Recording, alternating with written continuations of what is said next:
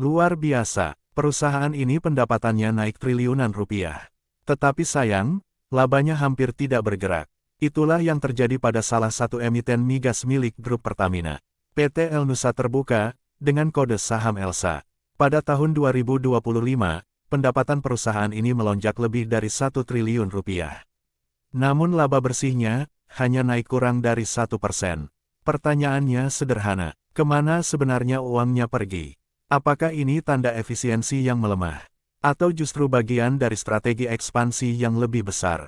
Di video ini kita akan membedah kinerja terbaru Elnusa secara lengkap. Mulai dari angka keuangan, perubahan bisnis, siapa yang mengelola perusahaan ini, hingga prospek ke depannya. Bagian 1, Kinerja Terbaru Elnusa 2025. Mari mulai dari angka paling penting.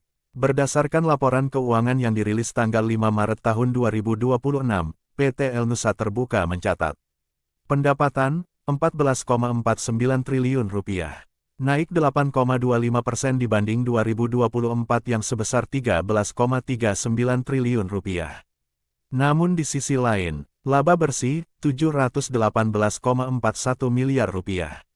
Tahun sebelumnya, 713,67 miliar rupiah. Artinya, laba hanya naik sekitar 0,66% secara tahunan. Padahal jika dilihat sekilas, kenaikan pendapatan lebih dari 1 triliun rupiah seharusnya mampu mendorong laba yang jauh lebih besar. Tapi ternyata tidak, ada satu faktor utama yang menekan profitabilitas, yaitu kenaikan biaya operasional. Pada tahun 2025, beban pokok pendapatan naik 8,14% menjadi 13,05 triliun rupiah. Beban umum dan administrasi melonjak 15,78% menjadi 596 miliar rupiah. Kombinasi dua faktor ini membuat pertumbuhan laba menjadi sangat tipis. Dengan kata lain, hampir semua kenaikan pendapatan habis untuk menutup kenaikan biaya. Bagian 2, dari mana pendapatan Elnusa berasal? Untuk memahami bisnis Elnusa, kita harus melihat struktur bisnisnya. Perusahaan ini memiliki 3 segmen utama. 1. Distribusi dan logistik energi. 2. Jasa hulu migas terintegrasi. 3. Jasa penunjang migas. Pada tahun 2025 terjadi perubahan komposisi yang cukup menarik. Distribusi dan logistik energi, ini menjadi mesin utama pendapatan. Pendapatan segmen ini mencapai 9,94 triliun rupiah. Dan tumbuh sangat tinggi, plus 26,22% secara tahunan. Bisnis ini mencakup perdagangan BBM industri, transportasi energi, pengelolaan depot BBM dan LPG, logistik energi untuk sektor industri. Segmen ini bahkan menyumbang lebih dari setengah total pendapatan perusahaan. Jasa hulu migas terintegrasi, segmen ini justru mengalami tekanan. Pendapatannya turun menjadi 4,15 triliun rupiah, atau turun 18,46% secara tahunan. Ini berkaitan dengan perubahan jadwal proyek migas, fluktuasi harga minyak global, penundaan beberapa aktivitas eksplorasi, jasa penunjang migas. Segmen ketiga relatif stabil, pendapatan 1,88 triliun rupiah. Tumbuh sekitar 4,89% dibanding tahun sebelumnya. Bagian 3, kinerja historis, perjalanan Elnusa beberapa tahun terakhir. Jika melihat ke belakang, sebenarnya Elnusa sempat mengalami pertumbuhan yang cukup kuat. Pada tahun 2024, perusahaan mencatat pendapatan 13,39 triliun rupiah. Laba bersih 713,7 miliar rupiah. Angka ini bahkan naik tajam dibanding tahun 2023, yang labanya sekitar 503 miliar rupiah. Artinya pada periode 2023 sampai 2024, laba Elnusa melonjak lebih dari 40%. Namun pada tahun 2025, pertumbuhan tersebut mulai melambat. Hal ini juga terlihat dari laporan interim. Contohnya pada semester pertama 2025, laba bersih hanya mencapai 336 miliar rupiah, turun sekitar 24% dibanding tahun sebelumnya. Penurunan ini dipengaruhi oleh fluktuasi harga minyak, pergeseran proyek migas, serta adanya pendapatan non-operasional besar pada tahun sebelumnya. Bagian 4, siapa yang mengendalikan Elnusa? PT Elnusa Terbuka bukan perusahaan migas biasa. Perusahaan ini merupakan bagian dari Grup Pertamina. Struktur kepemilikannya berada di bawah Pertamina Hulu Energi, yang merupakan subholding upstream Pertamina. Artinya, Elnusa adalah salah satu perusahaan jasa migas terbesar di Indonesia yang fokus pada layanan teknis dan logistik energi. Sejak berdiri pada tahun 1969, Elnusa berkembang menjadi perusahaan jasa energi terintegrasi.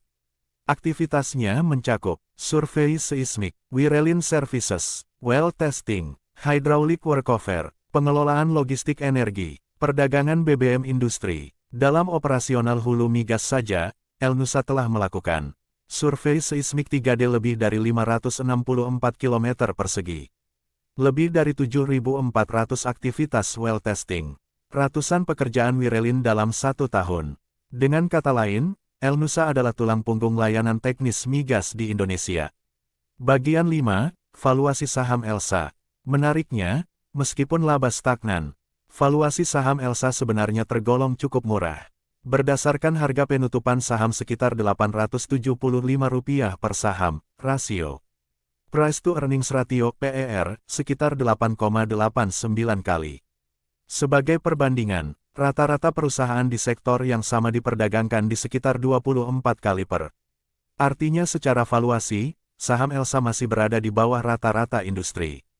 Inilah yang membuat sebagian investor masih melihat saham ini sebagai value stock di sektor energi. Bagian 6, tantangan besar di industri migas. Namun Elnusa juga menghadapi tantangan struktural. Industri jasa migas sangat bergantung pada harga minyak dunia, belanja eksplorasi perusahaan energi, proyek pengeboran dan eksplorasi. Ketika harga minyak berfluktuasi, proyek-proyek migas sering mengalami penundaan. Hal ini otomatis mempengaruhi pendapatan perusahaan jasa seperti Elnusa. Selain itu, bisnis distribusi energi yang sedang tumbuh juga memiliki margin yang relatif lebih tipis dibanding layanan teknis hulu migas. Ini salah satu alasan mengapa pendapatan naik tajam, tetapi margin laba tidak ikut naik. Bagian 7, prospek ke depan. Meski demikian, prospek Elnusa masih menarik karena beberapa faktor. Pertama, Indonesia masih memiliki target besar untuk meningkatkan produksi migas nasional. Program pemerintah seperti peningkatan lifting minyak, eksplorasi blok baru, pengembangan energi domestik, akan membutuhkan banyak layanan teknis. Dan disinilah Elnusa memiliki posisi strategis. Kedua, bisnis logistik energi Elnusa justru sedang berkembang sangat cepat. Pertumbuhan lebih dari 26% pada 2025 menunjukkan bahwa segmen ini berpotensi menjadi mesin pertumbuhan baru perusahaan. Jika perusahaan mampu menjaga efisiensi biaya, maka kombinasi dua segmen ini bisa kembali mendorong pertumbuhan laba dalam beberapa tahun ke depan. Penutup, jadi jika kita rangkum semuanya, Elnusa berhasil meningkatkan pendapatan menjadi hampir Rp14,5 triliun pada 2025. Namun kenaikan biaya operasional membuat laba bersih hanya naik tipis menjadi sekitar Rp718 miliar. Dengan kata lain, perusahaan ini sedang berada dalam fase transisi. Pendapatan tumbuh, bisnis logistik energi berkembang, tetapi efisiensi biaya akan menjadi kunci utama jika Elnusa ingin kembali mencetak pertumbuhan laba yang lebih besar. Pertanyaannya sekarang, apakah Elsa hanya sedang bernapas sebentar sebelum kembali tumbuh? Atau justru ini pertanda perubahan struktur bisnis yang lebih besar? Menurut kalian, bagaimana prospek saham Elsa ke depan? Tulis pendapat kalian di kolom komentar. Dan jika kalian ingin analisis mendalam tentang saham, ekonomi, dan bisnis energi seperti ini, jangan lupa subscribe channel ini sekarang.